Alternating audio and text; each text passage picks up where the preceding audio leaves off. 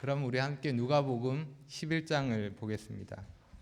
누가복음 11장 5절에서 13절까지입니다. 저는 오늘 이 본문을 가지고 기도할 때 기억할 것 세 가지라는 제목으로 말씀을 드리겠습니다. 그리스도인의 삶에서 빼놓을 수 없는 중요한 것이 기도입니다. 그래서 기도는 그리스도인의 영적인 호흡, 숨 쉬는 것으로 비유되기도 합니다.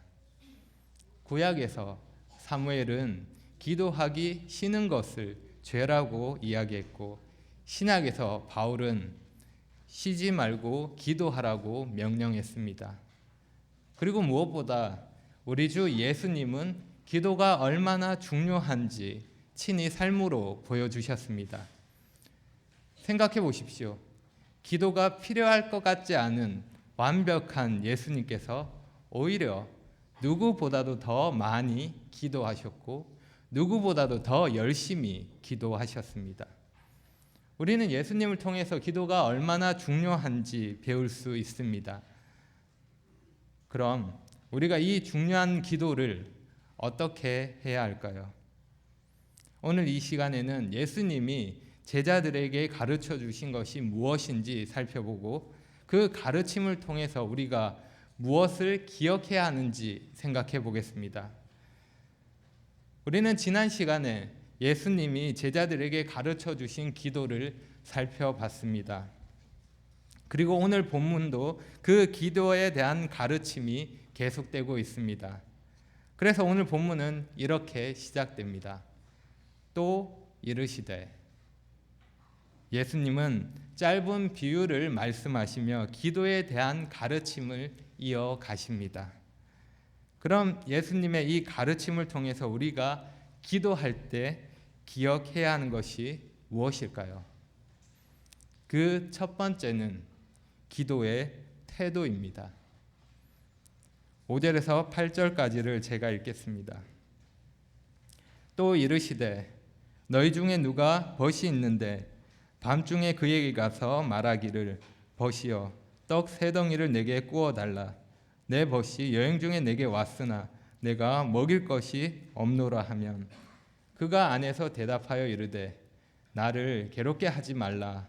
문이 이미 닫혔고 아이들이 나와 함께 침실에 누웠으니 일어나 내게 줄 수가 없노라 하겠느냐. 내가 너희에게 말하노니 비록 벗됨으로 인하여서는 일어나서 주지 아니할지라도 그 간청함을 인하여 일어나 그 요구대로 주리라. 우리는 어떤 태도로 기도해야 할까요? 8절에 나오는 한 단어로 요약됩니다. 무엇입니까? 간청함입니다. 예수님은 짧은 비유를 말씀하십니다. 비유의 배경은 이스라엘의 작은 마을이고 때는 한밤중입니다. 여행 중인 사람이 한 친구의 집에 방문했습니다. 당시의 사람들은 뜨거운 더위를 피하기 위해 종종 밤에 여행을 했습니다. 늦은 밤에 찾아온 친구, 약속되었거나 예상했던 방문이 아니었기 때문에 집주인은 방문한 친구에게 대접할 것이 없었습니다. 우리나라도 그렇지만 유대인들은 손님이 방문했을 때 풍족하게 대접하는 것을 아주 중요하게 생각했습니다.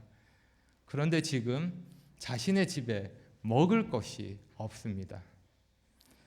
요즘에는 냉장고에 먹을 것이 가득 들어있어서 음식이 부족한 게 아니라 음식을 넣을 공간이 부족하지만 이때는 그렇지가 않았습니다.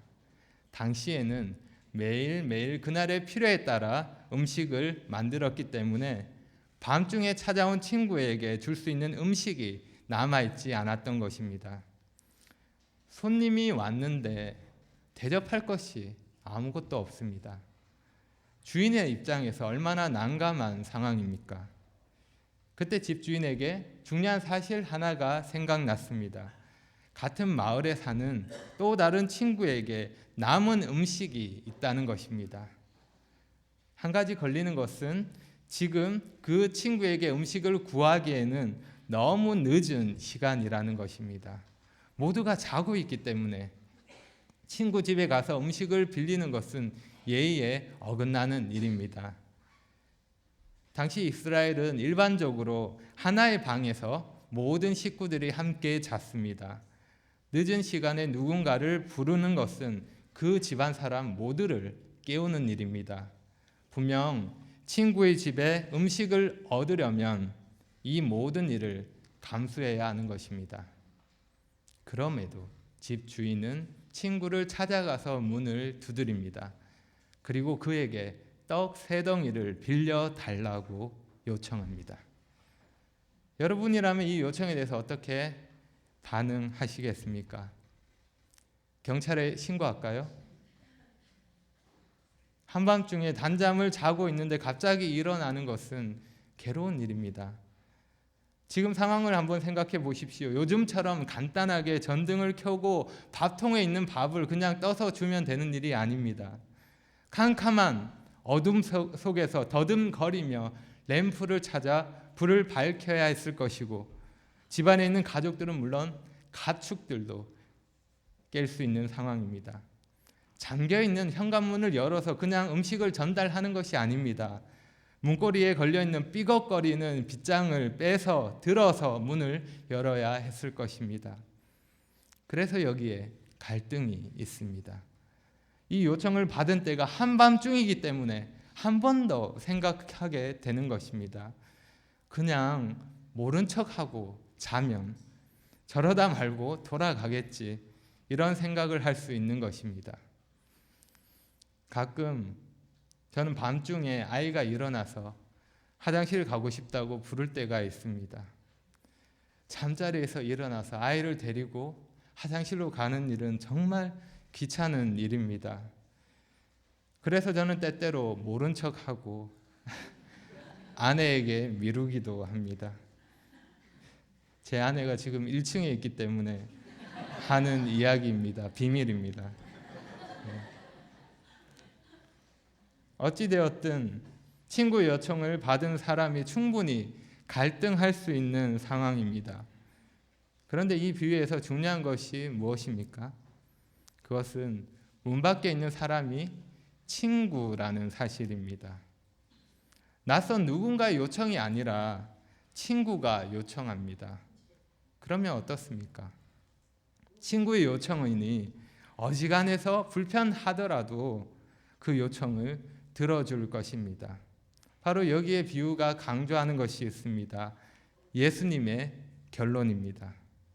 친구라는 사실을 무시한다 하더라도 문 밖에서 간청함으로 구한다면 그것 때문에 일어나 그 요구를 들어준다는 것입니다. 친구보다 더 높은 움직임을 일으키는 동기가 간청함이라는 것입니다.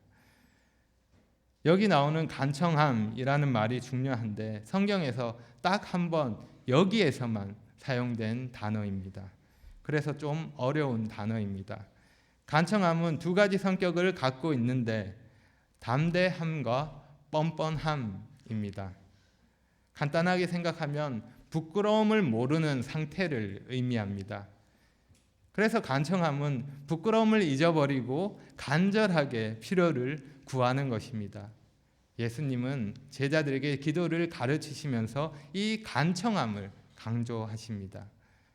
주면 좋고 아님 말고 그러든지 말든지 이런 태도로 기도하는 것이 아니라 정말 간절함으로 부끄러움을 내어버리고 기도하는 것이 필요합니다. 우리는 담대하게 하나님 앞에 나아갈 수 있습니다. 하나님 앞에서 끈질기게 적극적으로 구할 수 있습니다.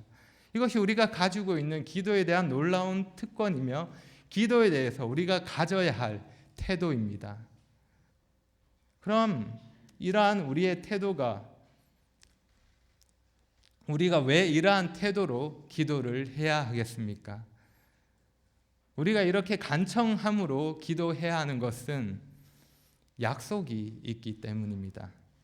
이것이 우리가 기도할 때 기억할 것 2번째입니다. 우리가 기도할 때 기억할 것 두 번째는 기도의 약속입니다. 9절과 10절을 읽겠습니다. 내가 또 너희에게 이르노니 구하라 그러면 너희에게 주실 것이요 찾으라 그러면 찾아낼 것이요 문을 두드리라 그러면 너희에게 열릴 것이니 구하는 이마다 받을 것이요 찾는 이는 찾아낼 것이요 두드리는 이에게는 열릴 것이니라. 여기 9절에 세 번이나 반복되는 말이 있습니다. 무엇입니까? 네, 그러면입니다. 기도에는 약속이 있습니다. 그 약속은 그러면으로 표현됩니다. 우리가 드린 모든 기도에는 그러면이 있습니다. 기도했을 때 그러면 그것이 따라오는 것입니다. 그러면은 기도에 대한 약속, 기도 응답에 대한 것입니다. 우리 기도가 단순히 입술의 중얼거림으로 끝나지 않는 것은 기도에 대한 약속이 있기 때문입니다. 하나님이 기도를 직접 들으시고 응답하신다는 약속이 있기 때문입니다. 예수님이 말씀하셨습니다. 구하라 그러면 너희에게 주실 것이요 찾으라 그러면 찾아낼 것이요 문을 두드리라 그러면 너희에게 열릴 것이니. 여기에 세 개의 명령이 있습니다. 모두 현재형으로 반복해서 이 일을 해야 함을 명령하고 있는 것입니다. 계속 구해야 하며 계속 찾아야 하며 계속 문을 두드려야 합니다. 세 명령을 하나씩 살펴보면 먼저 구하라고 하는 것은 신분이나 지위가 낮은 사람이 높은 사람에게 부탁할 때 사용되는 말입니다. 우리가 높으신 하나님께 합당한 자세로 기도해야 함을 알 수 있습니다. 또한 찾으라고 하는 것은 하나님을 찾는 것, 좀 더 구체적으로 생각하면 하나님의 뜻을 찾는 것입니다. 그래서 그 뜻을 알고 행하는 것을 말합니다. 그리고 문을 두드리라는 것은 인내함으로 간구하는 것을 말합니다. 열릴 때까지 문을 두드리는 것, 끈질기게 적극적으로 기도하라는 것입니다. 그래서 세 개의 명령을 간단히 정리하면 하나님의 뜻을 따라 합당한 자세로 끈질기게 기도하라는 것입니다. 우리가 이렇게 기도했을 때 반드시 그 응답이 있습니다. 저희 집 막내딸은 자신의 필요가 있을 때 정말 끈질기게 저를 부릅니다. 제가 다른 일을 하고 있고 화장실에 있더라도 계속 저를 부릅니다. 올 때까지, 뭔가 자신의 요구에 대한 대답을 들을 때까지 계속해서 부릅니다. 제가 그래서 그냥 넘어갈 수 없습니다. 이를 통해서 저는 기도에 대해서 배우게 됩니다. 우리가 아버지께 구하면 그러면 받을 것입니다. 우리가 아버지의 뜻을 찾으면 그러면 찾을 것입니다. 우리가 끈질기게 문을 두드리면 그러면 아버지께서 문을 여실 것입니다. 그래서 기도는 우리가 하나님의 어떠하심과 하나님의 역사하심을 볼 수 있게 합니다. 기도에 약속이 있기 때문에 기도가 무언가를 바꾸는 겁니다. 기도가 변화를 가져오는 겁니다.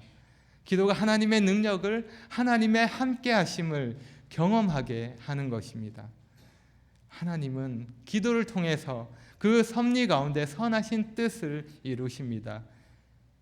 그래서 우리가 그 약속을 신뢰하며 기도할 때 변화를 경험합니다. 그것은 어떤 상황이 될 수 있습니다. 하나님이 상황을 바꾸십니다. 혹은 그것이 나의 마음일 수 있습니다. 상황이나 환경은 변함이 없지만 하나님이 나의 마음을 바꾸시는 겁니다. 더 주님이 기뻐하시는 마음으로, 더 주님이 원하시는 모습으로 나를 변화시키십니다. 우리 기도, 때로는 아무것도 아닌 것 같고 별 의미가 없어 보일 때도 있고 종교적인 의무처럼 생각될 때도 있습니다. 하지만 그럴 때라도 기억하시기 바랍니다. 기도에는 약속이 있습니다. 우리가 하나님께 기도할 때 하나님은 그 작은 목소리를 들으십니다. 그리고 하나님은 우리의 기도를 통해 역사하시고 그 뜻을 이루어 가십니다. 우리가 기도하면 하나님은 그 기도에 대해서 응답하십니다. 그러면 여러분, 우리가 무엇을 해야 하겠습니까? 우리는 기도해야 합니다.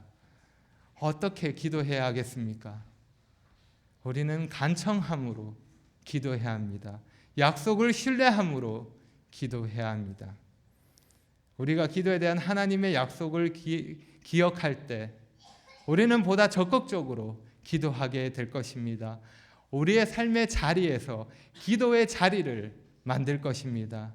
바쁜 일상 속에서도 기도의 시간을 준비할 것입니다. 그래서 기도의 능력을 맛보게 될 것입니다. 그러니 기도의 약속을 기억하시고 약속을 신뢰함으로 기도하시기 바랍니다. 그러면 우리는 기도에 대한 결과를 얻게 될 것입니다. 이것이 우리가 기도할 때 기억해야 할 세 번째입니다. 우리가 기도할 때 기억할 것 세 번째는 기도의 결과입니다. 11절에서 13절까지 읽겠습니다. 너희 중에 아버지 된 자로서 누가 아들이 생선을 달라 하는데 생선 대신에 뱀을 주며 알을 달라 하는데 정갈을 주겠느냐? 너희가 악할지라도 좋은 것을 자식에게 줄 알거든 하물며 너희 하늘 아버지께서 구하는 자에게 성령을 주시지 않겠느냐 하시니라. 예수님은 두 아버지, 육신의 아버지와 하늘 아버지를 비교하면서 하늘 아버지의 선하심과 그분이 자녀에게 주시는 좋은 것, 선물을 말씀하십니다. 악한 사람이라도 자녀에게는 생선 대신 뱀을 주지 않습니다. 자녀가 알을 달라고 하는데 정갈을 대신해서 주지 않습니다. 죄의 본성을 가지고 있는 사람이 그렇다면 하나님은 어떻겠습니까? 거룩하신 하나님은 자녀의 요청에 대해서 얼마나 더 민감하게 반응하시겠습니까? 자녀를 위해서 얼마나 더 좋은 것을 주시겠습니까? 하늘의 아버지께서 자녀를 위해 주는 좋은 것, 그것은 성령님입니다. 예수님은 기도의 결과로 하나님이 주시는 좋은 것, 성령님을 말씀하십니다. 성령님은 하나님이 우리에게 주시는 가장 좋은 것입니다. 성령님을 감히 무엇과 비교하겠습니까? 비교할 수 없습니다. 부부 사이로 이야기하면 이렇습니다. 남편들은 아내를 사랑하기에 정말 좋은 것들을 아내에게 주려고 합니다. 아내를 위해 다이아 반지, 명품 가방, 최고급 화장품, 아내가 원한다면 얼마든지 다 선물로 사줄 수 있습니다. 우리 형제님들 그렇지 않습니까? 네. 문제 없습니다. 하지만 우리는 그런 선물을 아내에게 주지 않습니다. 왜냐하면 그런 것과 비교할 수 없는 가장 좋은 선물, 남편이라는 선물을 이미 주었기 때문에 다른 선물이 필요 없는 것입니다. 다른 것들이 눈에 들어오지 않습니다. 그렇죠? 한번 생각해 보십시오. 우리는 이미 최고의 선물을 받았습니다. 하나님께서 가장 귀한 선물을 예수님을 통해서 우리에게 주셨습니다. 예수님을 믿는 자에게 성령을 허락하셨고 하나님의 자녀가 되어서 아버지와 영원히 함께 살 수 있도록 하셨습니다. 이 선물을 받은 것은 캄캄한 어둠 속에서 빛을 얻는 것입니다. 영원한 죽음에서 생명을 얻는 것이며 살아있는 소망, 천국을 얻는 것입니다.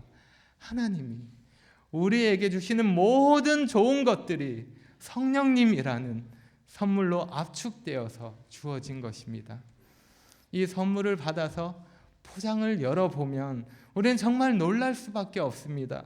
그 안에 정말 좋은 것들, 진짜 좋은 것들, 전부 모든 것이 다 들어있기 때문입니다.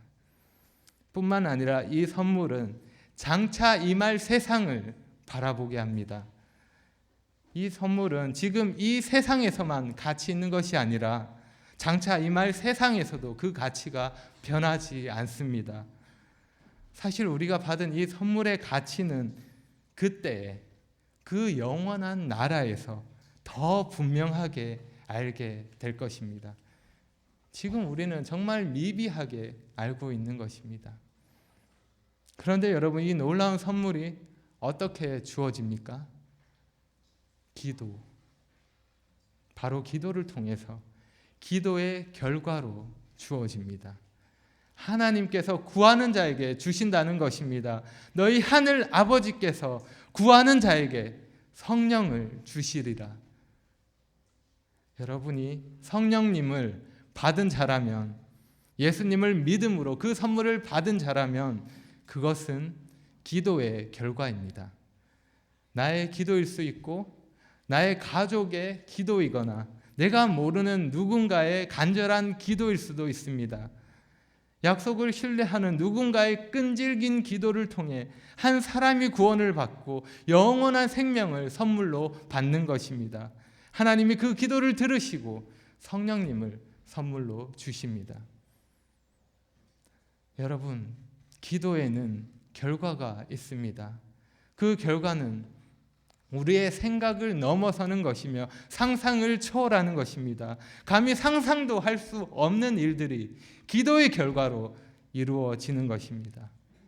하나님이 우리의 기도를 들으시기 때문입니다. 우리의 기도를 들으시는 하나님이 우리의 아버지 되시기 때문입니다. 그분은 자상한 아버지입니다. 자비하신 아버지입니다. 가장 사랑이 많으신 아버지, 자녀에게 무엇이 필요한지, 무엇이 가장 유익한지 잘 아시는 아버지입니다. 이기적이고 속 좁은 아버지가 아닙니다. 무능하고 힘이 없는 아버지가 아닙니다. 너무 바빠서 자녀의 말을 들어줄 수 없는 그런 아버지가 아닙니다.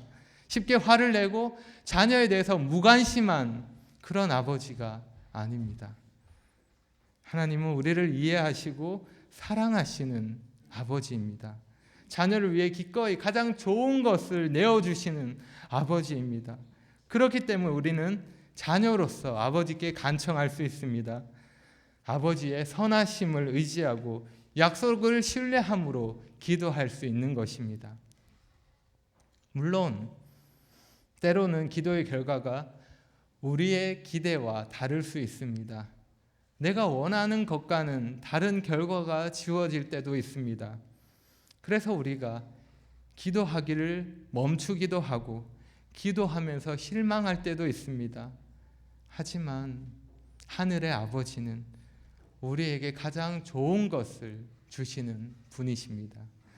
그분의 무한한 지혜 가운데 무엇이 가장 좋은지 아시고 그분의 섭리 가운데 그 뜻에 따라 우리의 기도를 신실하게 응답하십니다.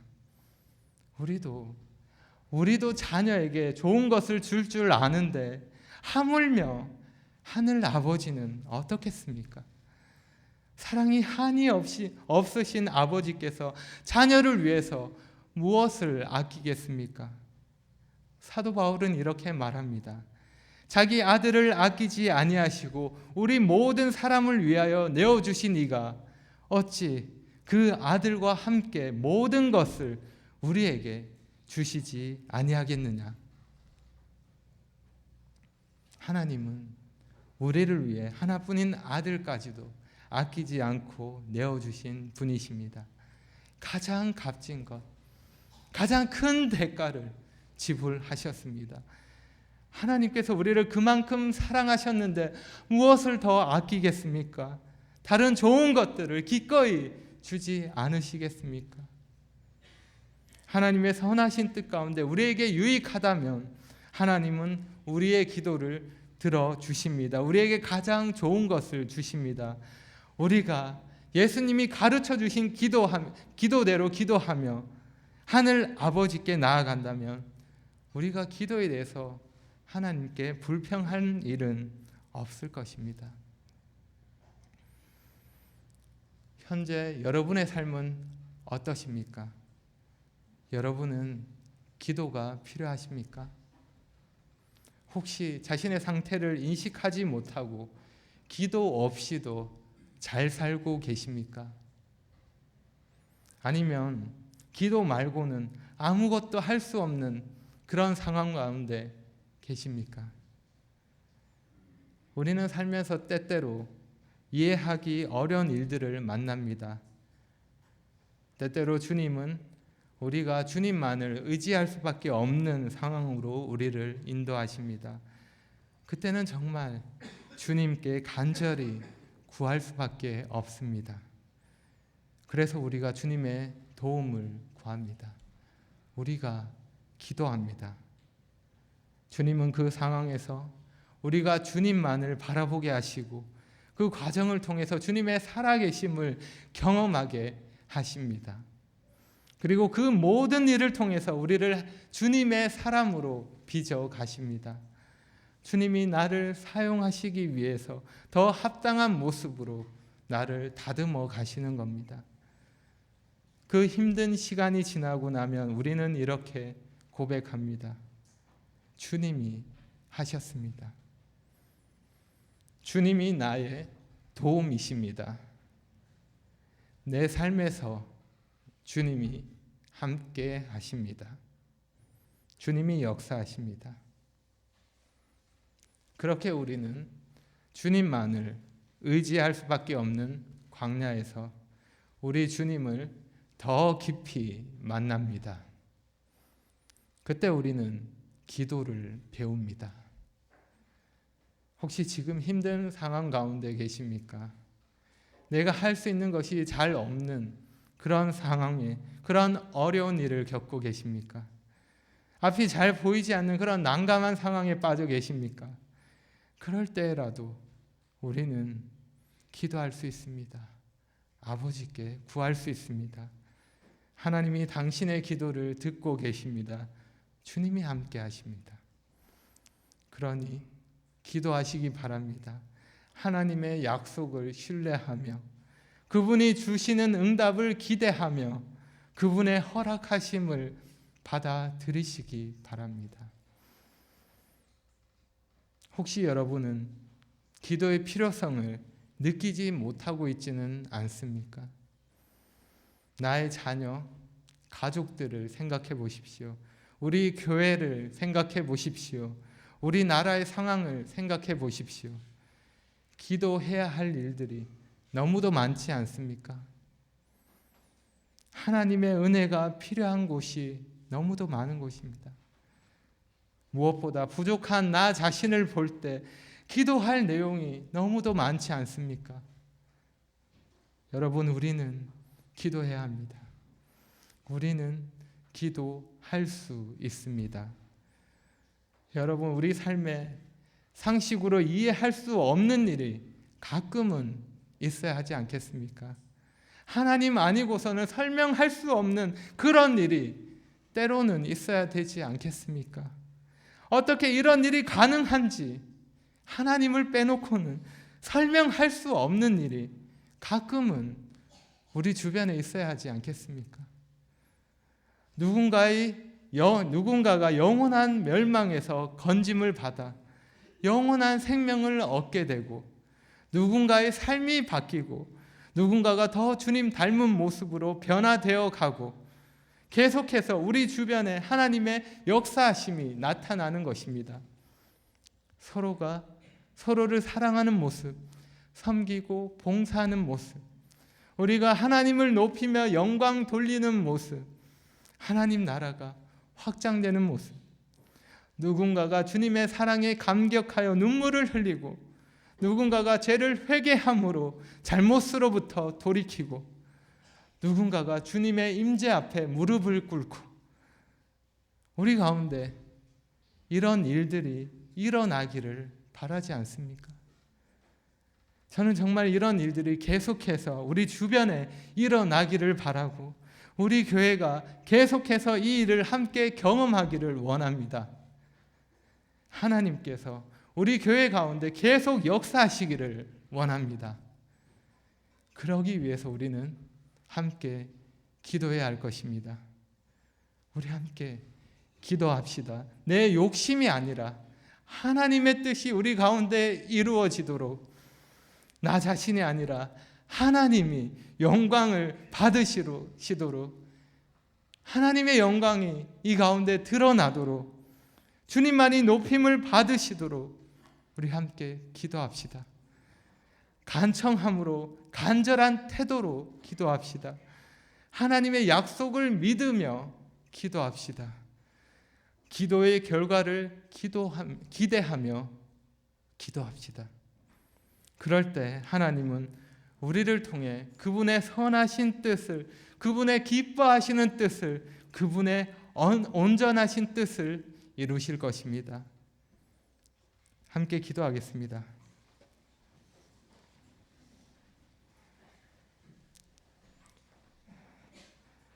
아버지 하나님,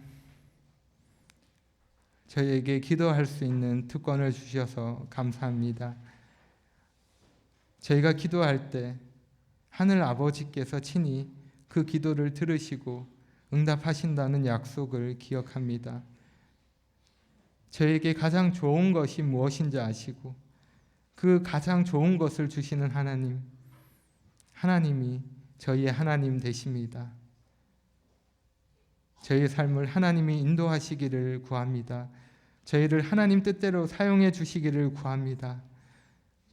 우리 안에 하나님을 사랑하는 마음을 더욱 풍성히 다하셔서 서로를 사랑하게 하시고 모든 삶의 순간순간 더 하나님을 의지할 수 있도록 도와주시기를 구합니다. 때로 우리 삶의 어려운 일을 만나더라도 변치 않는 하나님 말씀을 의지하기 원합니다. 그 하나님만을 신뢰하기 원합니다. 그리함으로 더 주님을 닮아가고 더 성장하는 우리 모두가 되기를 원합니다. 주께서 도와주시기를 간절히 기도합니다. 예수님의 이름으로 기도합니다.